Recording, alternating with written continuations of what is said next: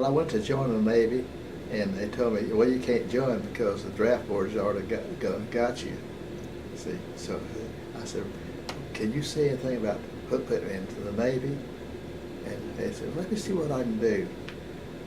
I said, he said, I think you got it. I think you go to the Navy. So when I went to the draft board, they put me on a train with 16 other guys, 17 of us, sent us to Chicago, 20 miles north of Chicago, at Great Lakes Navy base.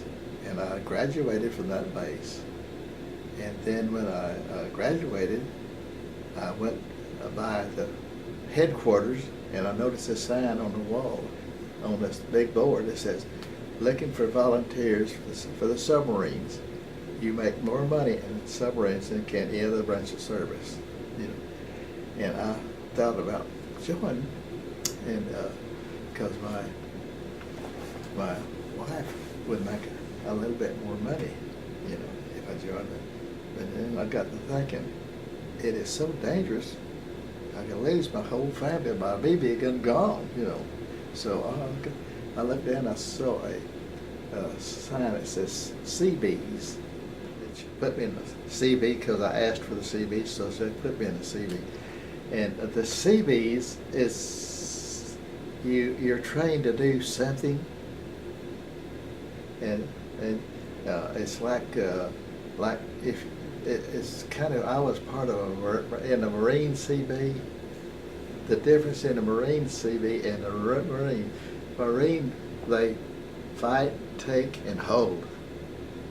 And you don't go backwards, you go forward. Well, the CBs, where you fight, hold, and you build. I was in the pontoons, and you could do so much with pontoons. You could build on the ocean, you could pontoon way out into the water where boats can come in and have a place not to hit the bottom, and get supplies, take off supplies, put on supplies, stuff like that. Or they get so big where they can back a truck up there and do the same thing. On the troop train, put me on the troop train, and we went all across from Rhode Island to Ventura, California, where Ventura is just north of L.A. It's just a little ways from there to there. Well, that was the Marine base we went to. We left a Navy base and went to a Marine base. Now they changed me for Marine CB. They changed me altogether. And all of us, they told us we're going to have 6 weeks of hard training, and you're going to wish you was dead every day. And you know what? They was right. But you know what? They didn't make 6 weeks. 3 o'clock one morning, they blew a horn and turned the lights on and gave us the old 300, which is 3 o'clock in the morning. Said, be out in 10 minutes, fully packed. I said, well, I didn't know what's taking place. That didn't take long. We started marching and marched over to the water and got on a ship, and we was gone. I could hear the water slashing right there. And that bothered me a little bit. And a lot of the guys came and said, hey, I'll trade places with you. Well, he said, my 2 friends is over here, and I could sit by them. I could lay by them and talk to their buddies, you know. So I said, I'll trade. Yeah. So I got in the middle of the ship, and I got the best deal. He got the terrible deal. Because that water don't ever stop out there. It just seems to hear water all the time. So we just at the edge where the water on a long ship. But if it's below, it's okay. Or if you're above, you're okay. But right at the water, it's always there, splashing. Japanese shot a torpedo at us. Now, this ship we was on, they zigzag all the way across around in the other side of the world. They go like this. They shot a torpedo. I was on the back, standing on the back. I saw it coming, and nothing I could do but just stand still, you know. And ship zag and when it did, it just barely missed our ship. And so you landed in Okinawa, and so what was it like there? Well, first, when I got there, other ships had people too. They just let so many people go in at one time because they didn't know what interference it would be. They didn't know how many would die, how many would get killed, going in. See, so they put us in reserve, so they moved our ship further away from the landing, and we had to wait and wait and wait and wait.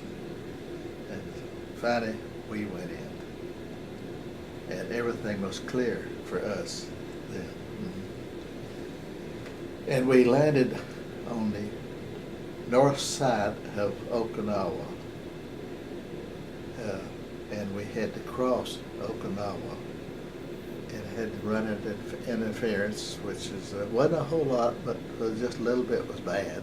I was in the foxhole. It was about 4 o'clock in the afternoon, and my top of my helmet, I've got a helmet out here in the back today, but anyways, it's not the helmet I use that, but it's the same kind, same one.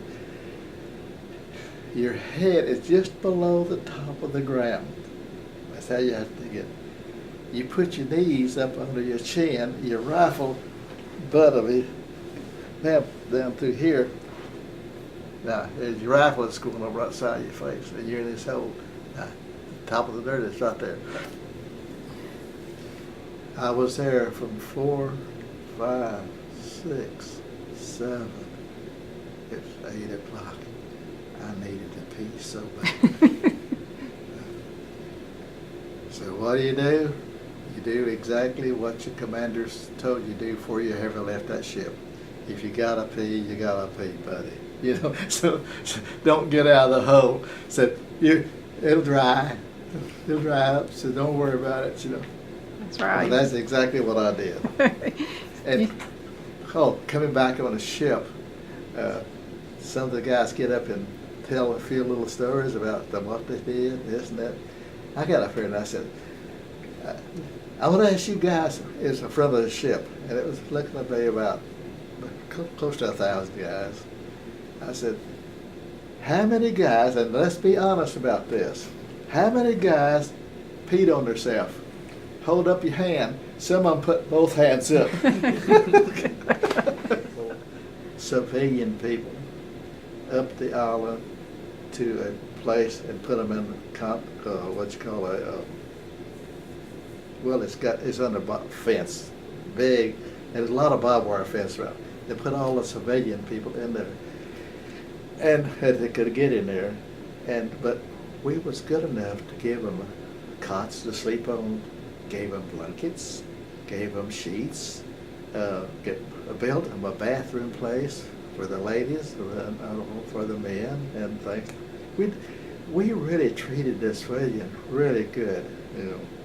In fact, my commanding officer said, if you interview people to fix to go to board, if any of y'all people rape one of those women, or if you mistreat them, I'm going to have you shot right between your eyes, and you're going to be dead and gone. Well, that would scare anybody, you know. So that didn't happen. We treated people really neat and nice. And I think it paid off dividends down the road. When I was on Okinawa, I did write something to let her see if maybe she could figure it out. I said, how was your trip to Oklahoma? And she said, couldn't figure it out. Why does he have... I didn't go to Oklahoma. Why he wrote this down? Her friend across the street, her husband was on Iwo Jima, and his name was Bert Creasy. Well, she looked at it and she said, Mildred, you know what he's telling you? No, I don't know what. He's telling you he's on Okinawa. She figured you out. She sat down and wrote a letter, and I got a letter that said, well, Oh, I know that you're on Okinawa. I know that you're still walking, still talking, still writing. So evidently you're doing just fine. You know. September the 15th, my son Bob was born. At the very same time, I was in a storm. They call it typhoon. It was 180 miles an hour wind. I have seen fighter airplane tumbling in the air. That's 180 kind of wind. It will carry a fighter plane plumb out in the ocean, you know. We lost a lot of people got washed out to sea, and they washed back in dead, you know. That was terrible. That's just young guys, you know. By the way, I was 24. And most of the people under me was teenagers. And guess what they called me? Old man. The old man. The old man at 24. God, here I am, 95 now, you know, my gosh. Maybe 3 or 4 days before I got to Seattle, I was on the right side of the ship. And with about 3 or 4 guys that were standing there, and it was just the more or less was like an ocean. And I looked up there in front of us. I could not believe what I looked at. It looked like a pot, a big pot you boil water in a long time. It looked like it was turned upside down. A landmine. I ran up. See, I wasn't allowed to get near quarters up there, but I ran up those steps, and they call that ladder. I ran up that ladder and stuck my head in the door. I said, "Pardon me, sir, there's a mine right there on the right side of there." "Where?" I said, "On the right side." I said, "There it is, right there." And it was kind of way up in front of us. So they turned the ship away from it, you know, because they didn't know if the water might push it and hit the ship. The commander of the ship had me come up, and he let me eat with him. I thought that was neat, you know. He's like a king, you know. They come in and he said, "This is the young fellow that saw the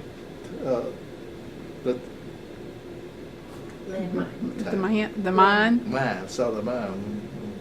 Yeah. And someone asked me about the mine. I said, "It's just like looking at anything else, you know." And I said, "I'd he'd rather be looking at a good-looking woman than looking at the mine." Well, I that's didn't have to get a laugh out of the guys, you know. They all died laughing. Had pork chops. They was frozen, but they wasn't frozen. But they put them on a plate, and that was really a good piece. And it had English peas. I'll never forget that. And I love English peas today. You know. pork chops and English peas. Pork chops and English peas, and of course there's creamed potatoes with gravy on top of it. He said, "You go just a half a block down here, and there's a USO down there, and get all the food you want." So, boy, I went down there. I went into USO, and that place was filled up with Army, Navy, Marine, CB, paratroopers. It was crammed full of guys in New York. And there's music coming out of the ceiling. They had this in the music at different places in that room. And the music was Sentimental Journey. It was playing. Yeah, it's a great song. So I didn't want to get in that line, so I went in front of the line, and I said, I saw a girl giving out cookies. So I walked over there, and I looked at her. Oh my gosh, I know her. I said, "Miss Davis, could I have this name?" See, I'm not a bashful guy. I said, "Miss Davis, could I have it?" All she can do is say no or yes, you know, all the two things. And regardless what she said, it would be okay with me. She said, "I thought nobody would ever ask." And she come around behind, she told the girl, said, "You give me out the cookies while I dance with this sailor." So we got music. I was dancing with her real slow, and she asked me where I was from. I said Little Rock, Arkansas. I always say, I live in Little Rock, but I always say Little Rock because, you know, You know, otherwise you had to go through a lot of detail saying North Little Rock and it's across the river. You have to do a lot of talking, unnecessary talking, when you just say Little Rock. Because everybody in the whole United States knows where Little Rock is, you know. So, anyway, so we was dancing and she said, "You don't sound like you're from Arkansas." I said, I was going to ask her, "How do you sound coming from Arkansas?" I just had to ask her this, you know. But a big old soldier boy hit my shoulder and took her away from me. Bus station, they gave me enough money to travel to go home, and he told me, he said, and all of us told us, do not hitchhike on the highway, because they were having a lot of trouble with that all over the country, the United States now. Guys coming home, they know they got mustered out pay. They get beat up. Some of them even die. They even die. They kill them and get just for the money, you know. So that scared me. So I got on a Greyhound bus and came to North Little Rock, and I got off at Washington Avenue and Main Street in North Little Rock. Opened it, knocked on the door, and I said, "Why am I knocking on my own door?" So I just opened the door, and she was coming out of the kitchen, and she had a towel in her hand. I remember that. She said, "Do I see what I think I see?" Yeah. She was surprised. She thought she's dreaming. I really thought I was dreaming. What really affected my life is seeing some of you guys die. You try to push it away. In fact, I hope this, we're talking to you, don't bring things back alive again. I had back years ago, because I've been pushing all of that behind me. Keep trying to get it behind me. Trying to get away from that, you know. It's real hard to do. It's real hard to do. But the guys you lose, you never forget those guys, you know. I got pictures of they're in the graves today, you know. It was unreal how many people, it was underage fighting.